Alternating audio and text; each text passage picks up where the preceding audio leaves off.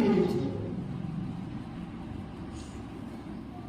કોઈ પણ સંપ્રદાય કે સના માર્ગ પાછળ નહીં જશે. છેલ્લે હાથ સુધી કોઈ પણ લઈ જવાની કોઈનામાં તાકાત નથી. ફક્ત માત્ર સદગુરુ કબીર સાહેબનામાં તાકાત છે.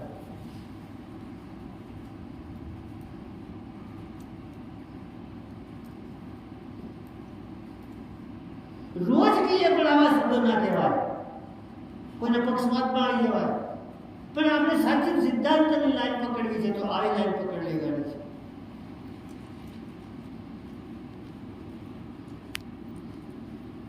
જાગૃતિ કરો, પોતાના મનને કમ્પ્લીટ તટસ્થ બનાવો, સાચી ભક્તિ કરો. આ માનવ દેહનું ઢોકળું જે છે મારા જેવું ખોટું થઈ જશે તો પછી તાકાત નહીં ચાલે. પ્રોગ્રામો કે કંઈક સત્સંગ ભજન સાંભળવાનું ના મળે, આંખોમાંથી તેજ જશે એટલે વાંચન કરવાની તાકાત ના મળે. હમણાં બધી જ તાકાત આપણી પાસે હોય તો આપણે બધું જ કાર્યને સિદ્ધ કરવા માટે એ કરીએ. હજાર વાતની એક જ વાત આપણે યાદ રાખવાની છે. ભગવાન નિરંજન આખી સૃષ્ટિના સર્જનહાર છે, 33 કોટી દેવતાઓના માલિક છે અને 10 અવતારના ભગવાનોનો એ ભગવાન છે, એનો ઘડનારો. એની જે સંપ્રદાયો જે છે એ અવિરત ચાલ્યા કરે છે. એની અંદર આ જીવોને પોતાના હદમાંથી ભગવાન નિરંજન શું કહે છે, પોતાના હદમાંથી બહાર છટકવા નહીં દેવા માટે એવી બધી રચનાઓ કરેલી છે અને એ રચનાઓ દ્વારા આપણને ખેંચી પાડે છે. અને એને એવું મસ્ત મજાનું સ્ટેશન પકડી લીધું છે.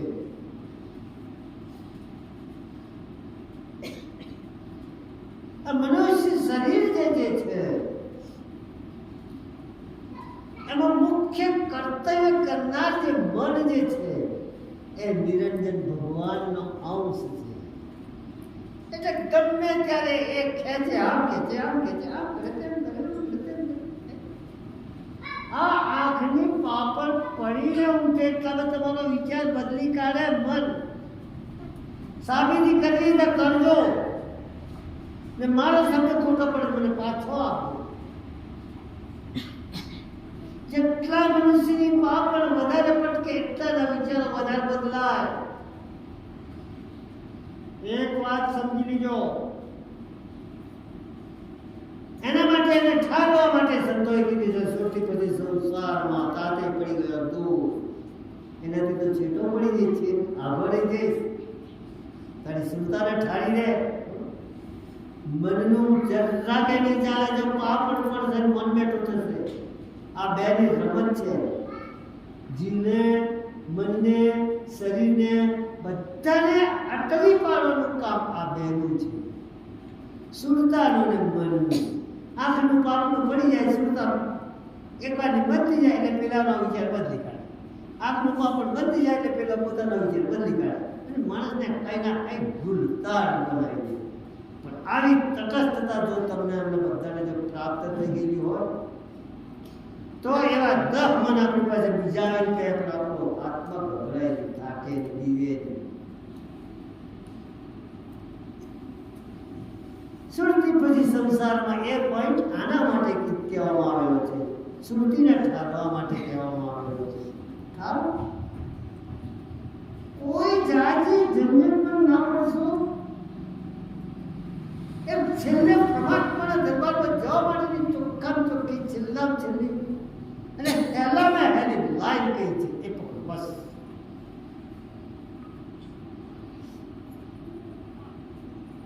હરતા ફરતા, ખાતા પીતા, બેસતા ઉઠતા, શ્વાસ અંદર જતા બહાર આવતા, શ્વાસે શ્વાસે નામ લેજો. સાહેબનું નામ લેવામાં આવે ને તો આ બેજન જે છે ને મેં કીધા એ ટપરી ટાળા પડી જાય. સાહેબ એમ જો ભૂલી જાય ને તો નજર પણ સીધી સટ થઈ જાય, મન પણ સીધું સટ થઈ જાય. તમારું મન કચપચ કરે, તમારી સુરતા કચપચ કરે. તમે સતનામ સાહેબ શબ્દ બોલ દો. જોઈએ ફેર પડે છે કે નહીં મને કહેજો.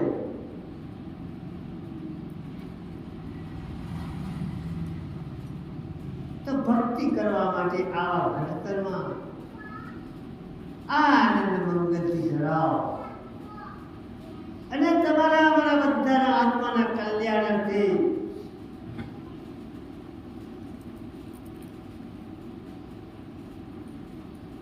આવું જ્ઞાન આપણને મળતું રહે, સંત મહાપુરુષ આપણને આપતા રહે અને આપણા જીવનમાં ભક્તિનું ભાથું ભરતા રહે. તો આ અવતારે કમાયેલું ભાથું અસંખ્ય અવતારોમાં કામ લાગવાનું છે, લાગવાનું છે, લાગવાનું છે. એટલે એ મૂલ્ય અત્યારે આપણે તૈયાર કરી લેવાની છે. આવતા અવતારોની હોય અહીંયા તમે ખોવી નાખશો તો તમારી પાછલી જિંદગી પાછલા અવતારોનું બધું ખોવાઈ જવાનું છે, કોઈ ભેદ નથી.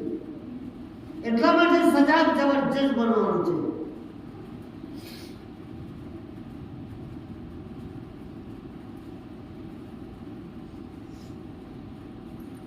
તો તમારા મન સાથે, તમારા દિલ સાથે, તમારી સુરતા સામે તમારા પસંદગી પુરુષ સદગુરુ વિચારનું વચન અને नाम लिया जिने सब लिया सब शास्त्र का भेद बिना नाम रखे गए बड़ी गुरु चारों में जात में जो तर नामों में नाम से नाम लेना मानच है. नाम लेना मानच है. कदा भी जुगाड़ों ने કેટલું સમજીને આપણે નામ લેવાનું છે. બિલકુલ પાડો પાડો પાડો શ્વાસે નામ નો બસ. એવા આજના ફાગણ સુદી પૂર્ણિમાના દિવસના વિચારો ટૂંકી થોડી વાત કરી લો. હોલિકા માતાની પ્રહલાદજી ભક્ત જબરજસ્ત મસ્ત ભક્ત. આવા સિદ્ધાંતોની અંદર એનો આગળનો કુલ પ્રતાપ હશે. એ જન્માયો ત્યારથી તરત જ એને આ વસ્તુ નહીં મળી હોય, પણ એને આગલા અવતારનો કોઈ પૂર્ણ પ્રતાપ હશે એટલે એટલો તટસ્થ બન્યો. નહીં બાપા, તમે ભગવાન નથી, મારો ભગવાન તો અલગ છે.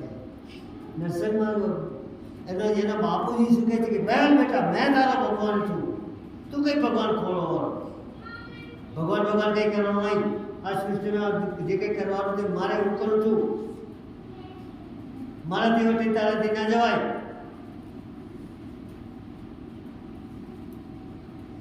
પ્રહલાદજી કહે છે કે બાપા વાત તમારી મારાથી ના ગળે ઉતરે, મારાથી ના ગળે ઉતરે. હું તો ભગવાન અલગથી માનું છું અને તે જ મારું કલ્યાણ કરશે. પછી પ્રહલાદની ફોજ જે હતી ને એને એક ભગવાનનું વચન હતું.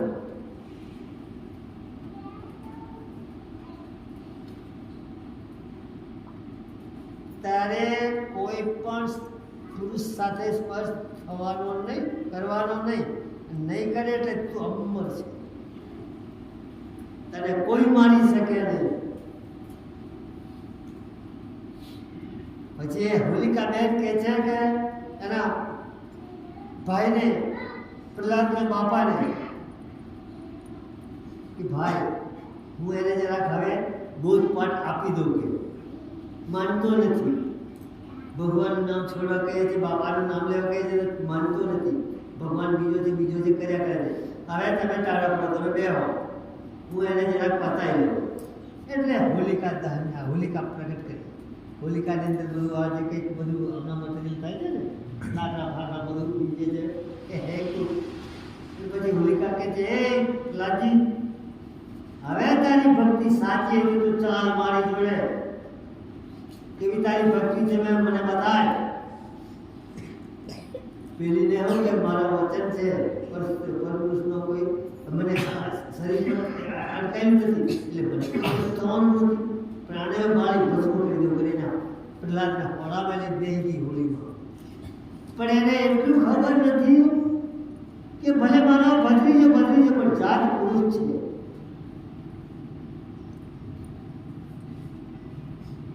પ્રહલાદજી જાત પુરુષ છે એટલે મારા જે નિયમ જે છે પુરુષનું અંગ અડવાથી ભસ્મ થઈ ગયો છે એમ શબ્દ એને નીકળ્યા. પ્રહલાદ ભક્તિના આધારે હતો એવો અને એવો નીકળ્યો ને હોલિકા દહન પૂરી થઈ ગઈ.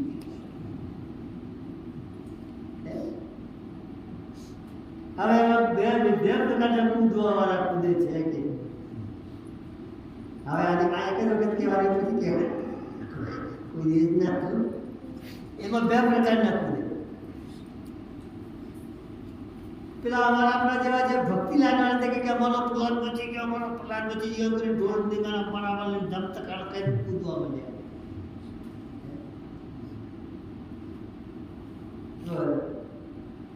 શું છે અહીંયા ઘરે પાપનું કૂટું છે કે નહીં?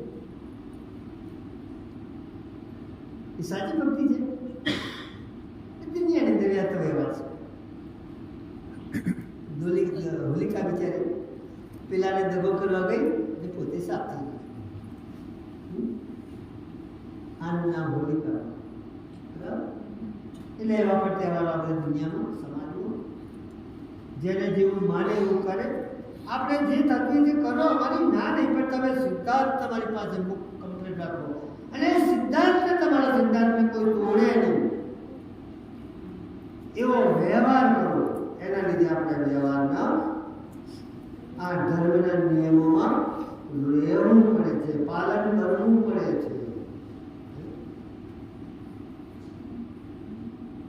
એ પાલનમાં ના થાય તો તેમાં ખેંચી જ જાય, વાર જ ના લાગે. આવી હાલત છે પ્રવેશ સમજેલો. એટલે આપણે બધા બહુ શાંતિ કરો, ભક્તિ કરો, સંતમાં આપણો સનાતન સંતોષ કરો.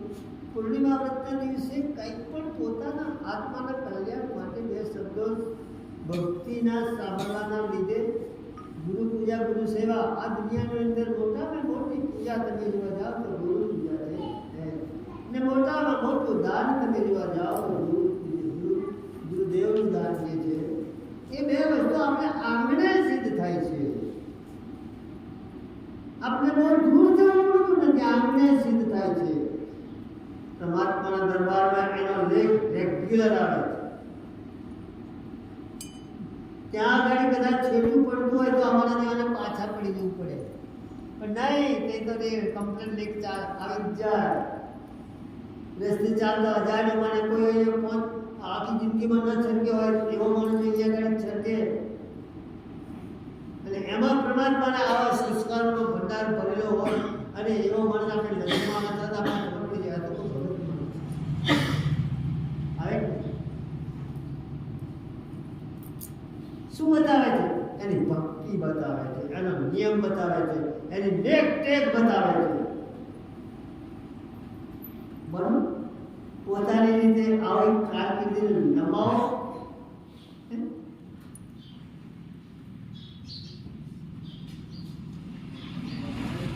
એટલે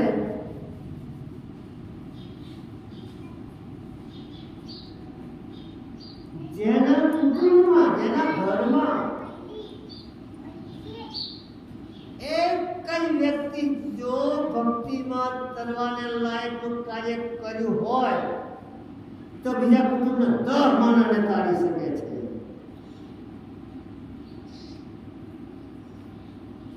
એટલે અમે તમને એકને પણ પકડીએ છીએ કે તમે પણ કાર્ય તો કરો, તમારા નાના મોટા ભાઈ છે તો કામ લાગે ને. એમ ઘરમાં એક જ દારૂ હશે તો આખા કુટુંબને પાય માન કરી નાખશે. કરે છે નજરે જોઈએ છે એના જેવું આ છે.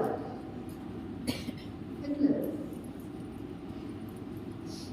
એમ કરો, સાચા દિલથી સાચા ભાવથી ભક્તિ કરો.